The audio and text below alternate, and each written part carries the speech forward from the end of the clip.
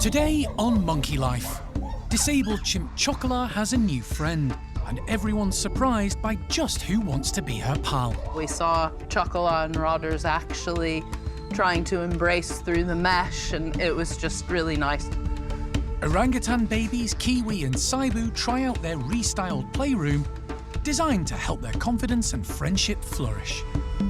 We're just trying to sort of bring them together a little bit, and hopefully they'll spend more time together and then they'll seek each other out for reassurance rather than us.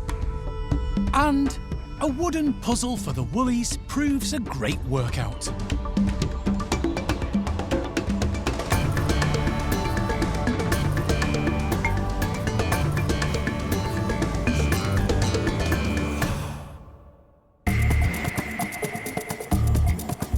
Monkey World in Dorset, buried deep in the English countryside, is the largest sanctuary of its kind on the planet. The team, led by Dr. Alison Cronin, rescue and rehabilitate abused and unwanted primates from all over the world. Box is secured into place, everything's good. The park provides a home for more than 250 primates from 24 different species.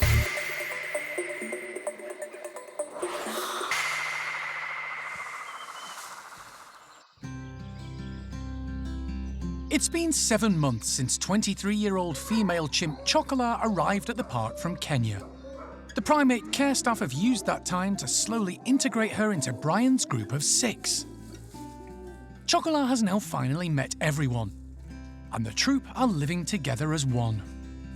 It couldn't have gone better. I am just so pleased that we bothered to sort of take that big leap of faith, hoping that we would be able to offer her a family of her own kind again. And I can happily say right now, with everything crossed and touching wood, that she is now part of Brian's group, which now numbers 7 with Chocolat, and it's just gone amazingly well.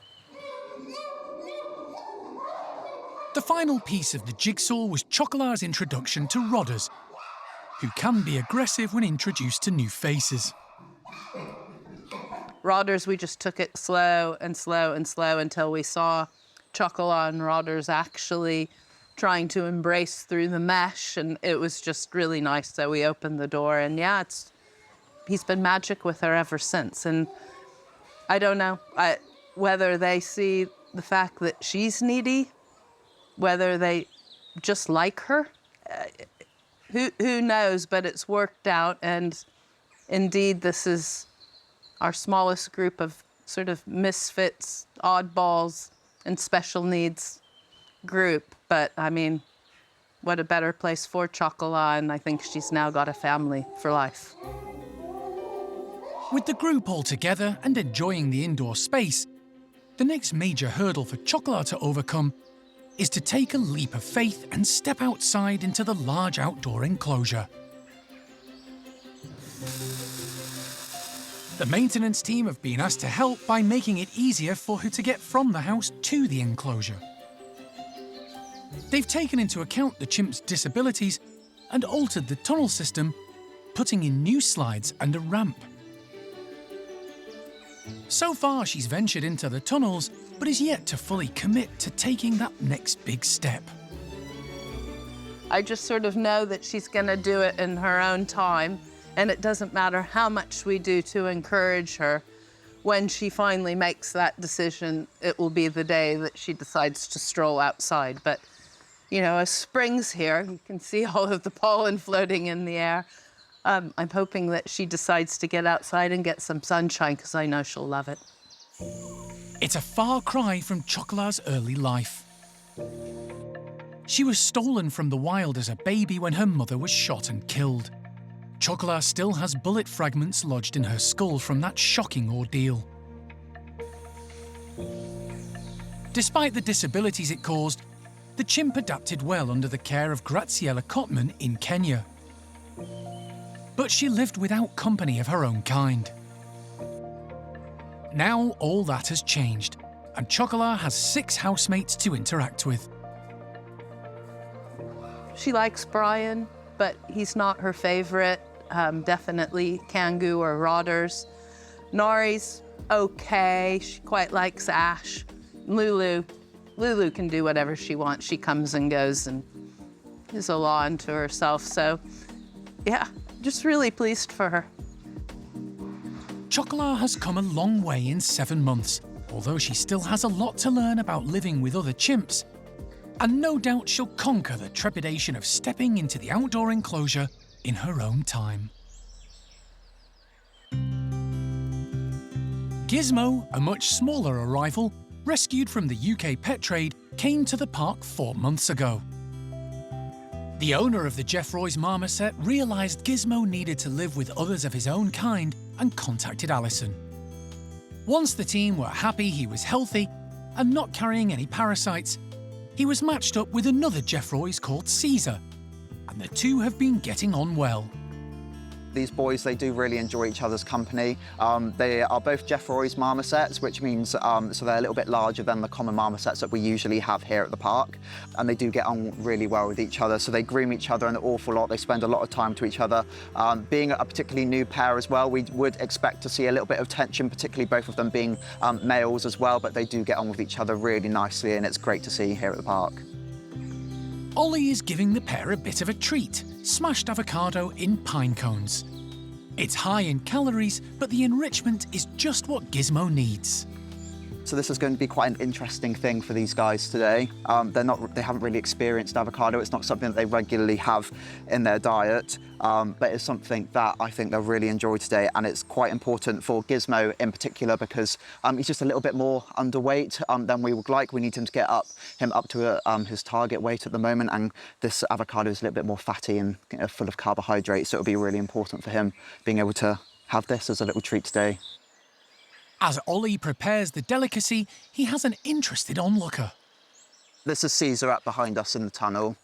So you can obviously see what we're doing here at the moment and obviously what I'm preparing down here on the ground for him.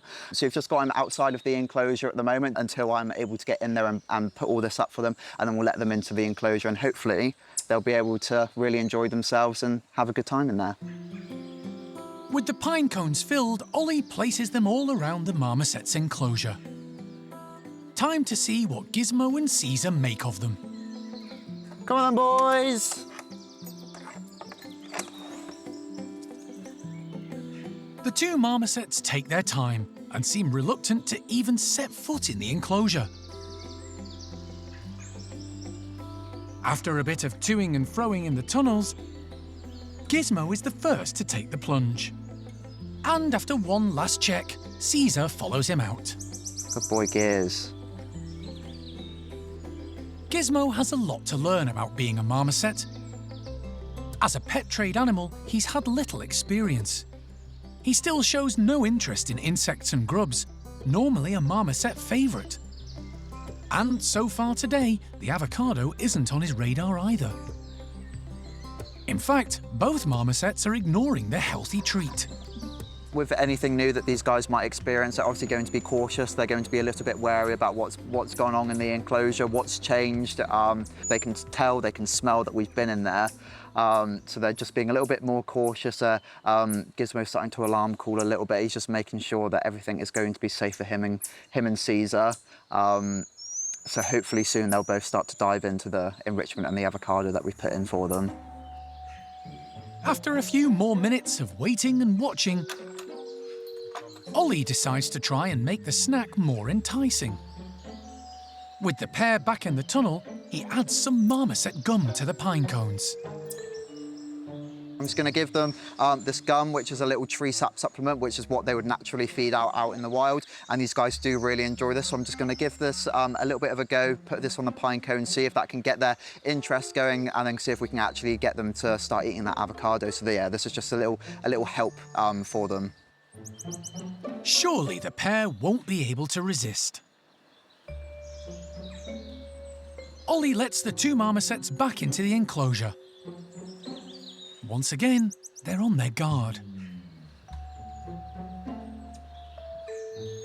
New things appear to make them both cautious. Gizmo and Caesar eye up Ollie's enticements, but hold back. New experiences for the primates aren't always successful, but he's not too disheartened. no enrichment is failed enrichment. It's still getting them moving, getting them thinking about new things that's been going on.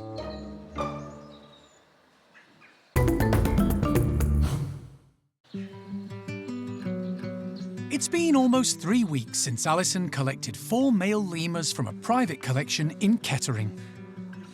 They've settled in well at their temporary home, the Baboon House, newly built for 6 of the species stuck in the Lebanon and awaiting rescue. The primate care staff now have the challenging task of introducing the 4 new arrivals to the rest of the park's lemurs. They've decided to do it in stages, and earlier in the week, 3 of the park's original lemurs, Himal and twin brothers Indiana and Sirius, were brought across from Malagasy to join the newbies.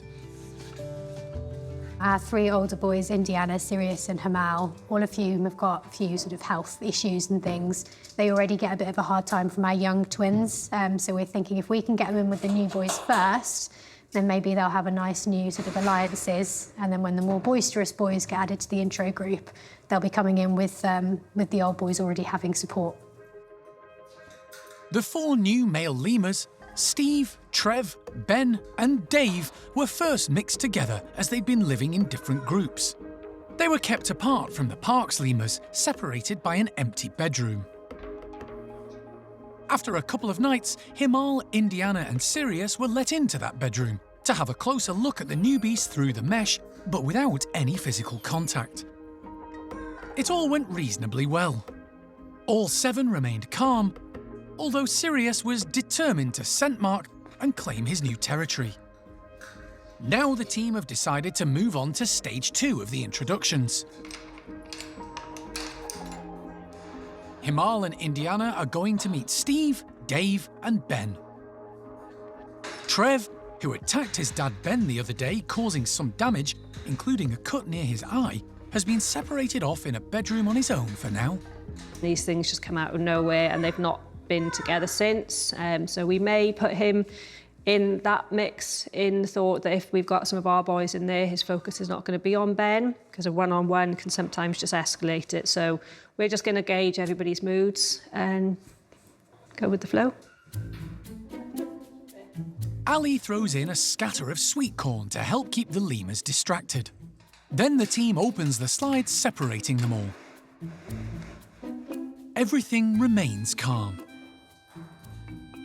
Despite having only 1 leg, Ben is at ease moving around the branches with Himal and Indiana nearby. Steve's more interested in the food than meeting new faces. All the lemurs seem to be relaxed around each other. Although after a while, Dave does try scent flicking at Himal, who takes no notice. I think Himal was brilliant there. Throughout the meeting, Trev can only watch on, seeing what he's missing. After a while, Dave starts to get a bit overconfident, and the team decide that's enough for one day. Dave seems a bit... The thing I'm thinking is he's gotten a bit cocky, and whether we've got 3 of our boys, he might think twice, but it can go either way. It's been such a good start, the team don't want things to start going downhill. Yeah, so you tell him. That was Indy telling him, no, mate. The boys. I think it was a bit of a mixed bag. There was quite a bit of tension. Positives, Ben seems quite comfortable with Indy and Himal. Steve is Steve. He was pretty focused on food most of the time. It's Dave. Dave seems like a bit of a reprobate. He's testing himself, it seems like, against the new boys, finding out where he sits in the pecking order. And I don't think he'll like the answer if he finds out, but we need to just keep an eye. Luckily, everyone was level-headed. No one went for anyone properly. But yeah, we might need a little attitude shift from Dave. Sharon and Ali decide to separate the lemurs and put them back into their original bedrooms. Do you want to leave them with 2 rooms each and our guys with 1, so they can have the tunnels? Yeah, just do that. Sorry, Benny boy. It's been a positive day, and given the primate care staff food for thought. During the coming weeks, they'll try lots of combinations to see who gets on best together. Eventually, the aim is for all the lemurs to enjoy life together at the lemur house and the wonderful Malagasy enclosure. It's been 4 months since the park welcomed 2 baby orangutans, Saibu and Kiwi, and in that time, they've come on leaps and bounds. They both spend their days down at the orangutan nursery in a specially adapted bedroom, either together or within sight of each other, and the 5 orangutans who live there. Today, primate care staff member Donna is adapting their main playroom. We're just making a few changes to the bedroom that we have in the nursery at the moment for Kiwi and Saibu. At the moment, well, from the beginning, they've had this green cargo net in as a bit as a safety for them, just in case, especially Saibu wobbles off the platforms, and we don't really want them going all the way to the floor. But now they're both moving around a lot better, so today's the day that we're going to take that out. Obviously, we'll add a lot of other furniture so that if they do go down, they can easily come back up again. But yeah, we'll see what they think of it. With Kiwi in the other bedroom and Saibu having his afternoon nap, Donna can get on with the changes.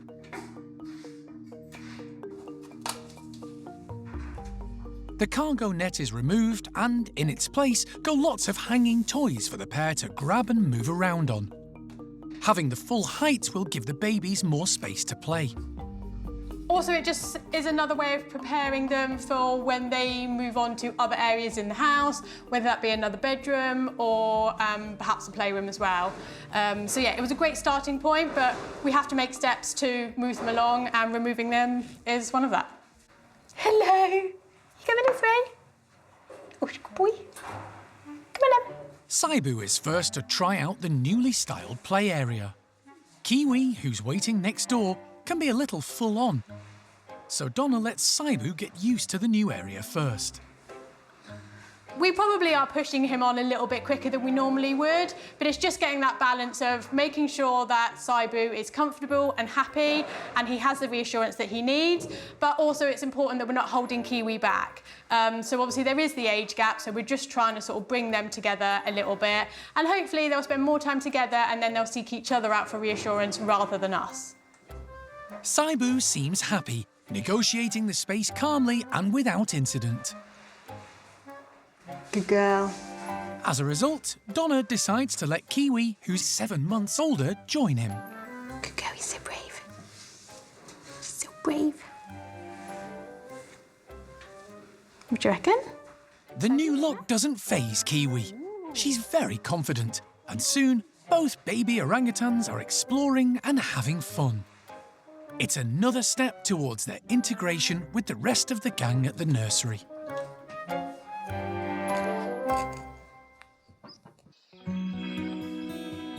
One of the park's woolly monkey groups are in for a bit of fun today. Primate care staff member Ali has come up with a novel idea. He's made new feeders out of logs, cutting out round discs of wood with little indentations to place the food. He's stacking them together and hanging them around the enclosure. I haven't got a name for these yet. I've seen them called cookie logs, because they look a bit like cookies, I guess. But these are for the barn woolly group. The idea is that they have to hang or suspend themselves using their tail from something high up. Then a bit of manipulation, use their muscles, lift these up, find out what's underneath. Bit of coordination involved as well, so yeah, we'll get a bit of exercise out of these guys. The log feeders, stuffed with a mix of nuts, seeds and a bit of fruit, are for Manny's troop of 5.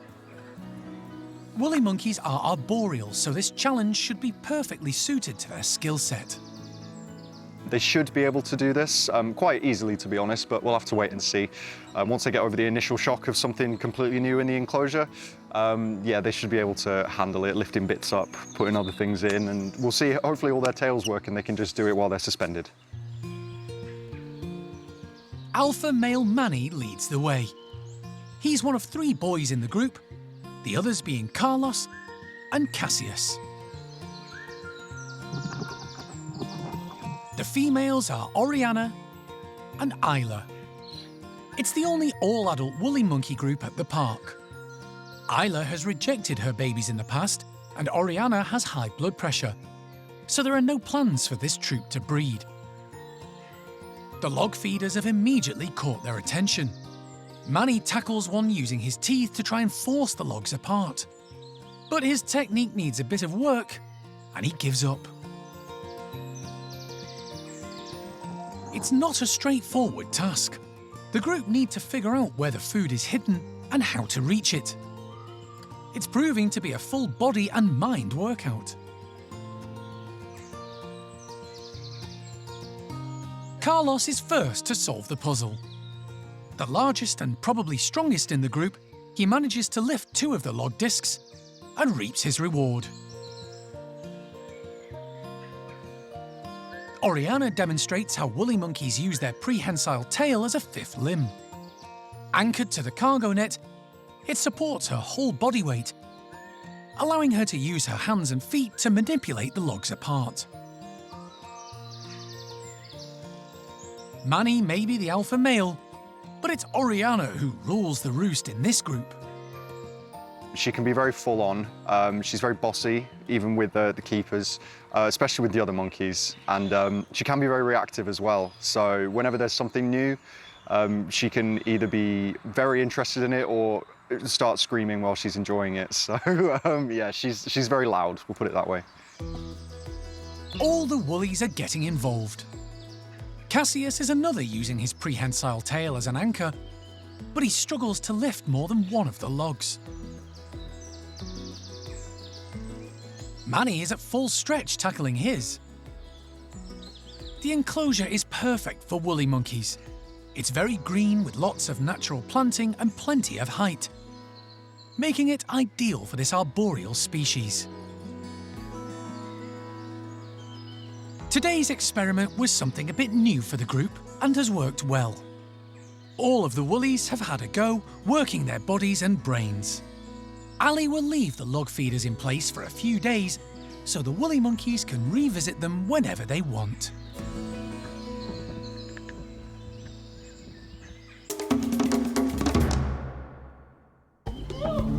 Next time on Monkey Life. Diabetic golden-cheeked gibbon Alex needs dental treatment, but the operation is complicated by her condition. We are having to make slight alterations and allowances in the anaesthetic protocol to make sure that her blood glucose doesn't go too low or too high through the procedure.